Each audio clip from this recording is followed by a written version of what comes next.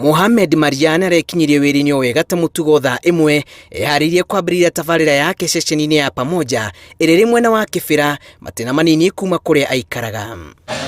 Kũringana na mũrũgamĩrĩri wa tabarĩra ceceni-inĩ ĩyo, Mariana aranjĩrĩirie tabarĩra yake thaa 3:30 ĩndĩ ĩgĩkinya thaa 6 nĩraumĩte studio mũgarũ na mathaa marĩa abatiĩ kũhinga wĩra thaa 11 cia kĩroko, na mathaa-inĩ marĩa aracomokire nĩyo aratharĩkirwo nĩ nyanake irerĩkanaga irageragia kũmũtunya laptop.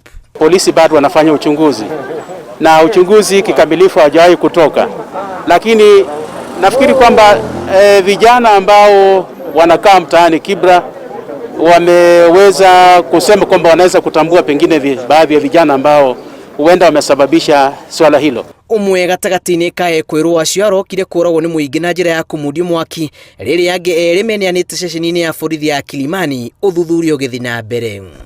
Alikuwa akitoka kazi usiku baada ya kukamilisha kipindi chake cha salamu za Ramadhani. Katika hiyo hali wakamdunga visu na akawa mwenye kupoteza maisha yake. Tutamkumbuka kama mjomba ambaye alinifanyia inspiration nyingi sana. Marina Matokoya aikari makuithĩtie borithi mũtharaba wa kwacĩrithia ũgitĩri mathaa-inĩ ma ũtukũ ihinda-inĩ rĩa watho wa curfew.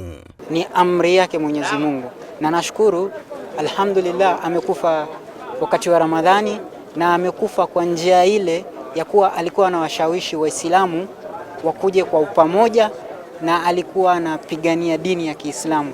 Hiyo ndo nashukuru sana babangu, amekufa akiwa anapigania dini ya Kiislamu. Kwa hivyo hiyo ndo kila mtu angetaka. Si kama wana Kibra tunalia, tunahuzunika sana kupoteza shujaa wetu mmoja. Juu huyo hakuwa na maneno na mtu, he was a peaceful man.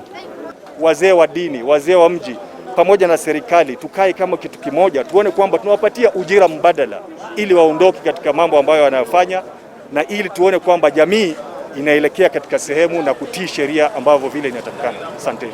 Kũrũmĩrĩra mĩtaratara ya dini ya Gĩithĩramu, Mariana thikirwo mathaa manini thutha wa gũkua na ararĩ na ũkũrũ wa mĩaka 52.